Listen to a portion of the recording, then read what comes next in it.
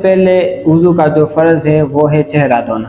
تو چہرے دھونے کے متعلق جتنے سوالات بن پڑتے ہیں میں آپ کے سامنے بیان کرنے کی کوشش کرتا ہوں۔ سب سے پہلا سوال، چہرے کا حد کیا ہے؟ چہرہ کہاں سے کہاں تک دھونا ہے؟ تو اس کے بارے میں ہے کہ چہرے کا حد ہے عموماً جدھر سے بال اگتے ہیں ادھر سے لے کر تھوڑی کے نیچے تک، ایک کان کی لو سے لے کر دوسرے کان کی لو تک، یہ تمام چہرہ ہے اور اس تمام کو دھونا ضروری ہے۔ اس کے بارے میں ایک بات ذہن میں رکھیں کہ چہرے کے دھونے سے مراد یہ ہے کہ ہر جگہ پر پانی بہہ جائے، پانی بہہ جائے، مسا یہ نہیں، بہنا ضروری ہے۔ اگر نہیں بہے گا تو آپ کا وضو نہیں ہوگا، تو اس بات میں احتیاط کریں۔ بعض لوگ چہرہ کس طرح دھوتے ہیں، وہ اس طرح پانی پھینک لیتے ہیں، تو یہ جگہ تو چلو اس پہ پانی بہہ گیا، لیکن سائڈوں کا کیا بنے گا؟ اس میں تو پانی نہیں بہا، تو ادھر بھی تو پانی بہانا ضروری ہے۔ اس لیے آپ نے جب بھی چہرہ دھونا ہے تو آپ نے پانی ادھر اوپر سے پورا ڈال دینا تاکہ نیچے تمام جگہ پر پانی بہہ جائے اور آپ کا فرض مکمل ہو جائے۔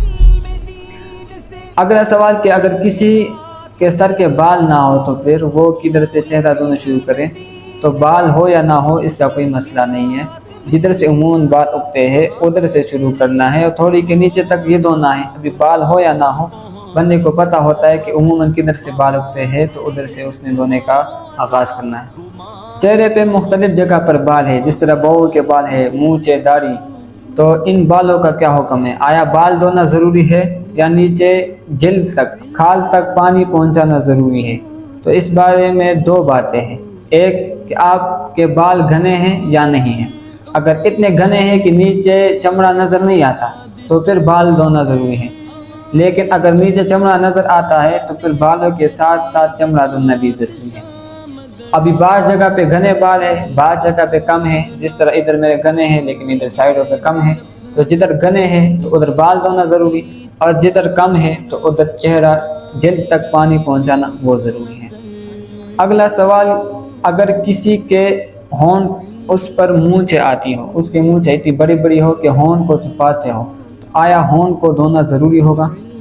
تو یہ بات ذہن میں یاد رکھیں، آپ نارمل حالت میں منہ بند کریں تو جو حصہ ہونٹوں کا نظر آتا ہے اس کا دھونا ضروری ہے۔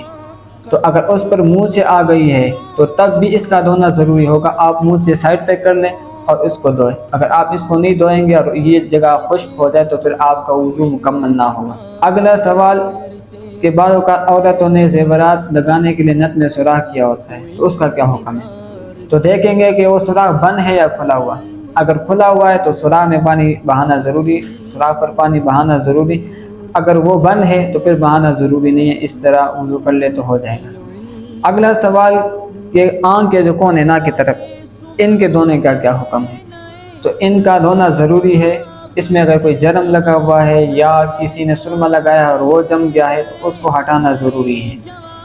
اگر جان بوجھ کر کوئی نہیں ہٹائے گا تو وضو مکمل نہ ہوگا، لیکن اگر کسی کو یاد نہ رہا ہٹانا اور اس نے وضو کر لیا اور نماز بھی پڑھ لی تو اس کا وضو بھی ہو گیا، نماز بھی ہو گئی، اس کو دہرانے کی ضرورت نہیں ہے، لیکن جان بوجھ کر نہیں چھوڑنا چاہیے اس کو۔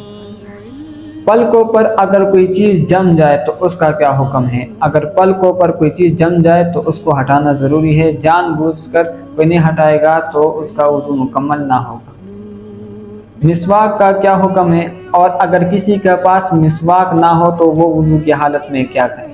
مسواک کرنا سنت ہے، اگر کسی کے پاس مسواک نہ ہو تو وہ شہادت کی انگلی کے ذریعے دانت صاف کر لے، انشاءاللہ یہ کفایت کر جائے گا۔ اگر کسی کے دانت ہی نہ ہو تو وہ کیا کرے؟ اگر کسی کے دانت نہ ہو تو وہ انگلی کے ذریعے یا کسی کپڑے کے ذریعے اپنے مسوروں کو صاف کر لے۔ یہ تھے وہ احکامات جو چہرے دھونے کے متعلق تھے جو میں نے آپ کے سامنے بیان کیے، اور میں نے کوشش کی کہ تمام چیزیں اس میں شامل کر لوں، لیکن پھر بھی اگر کسی کے ذہن میں کسی قسم کا سوال ہو تو وہ کمنٹ میں سوال کر سکتا ہے، انشاءاللہ اس کو میں اپنے اگلی ویڈیو میں شامل کرنے کی کوشش کروں گا۔ اللہ ہمیں عمل کرنے کی توفیق عطا فرمائے، آمین یا رب العالمین۔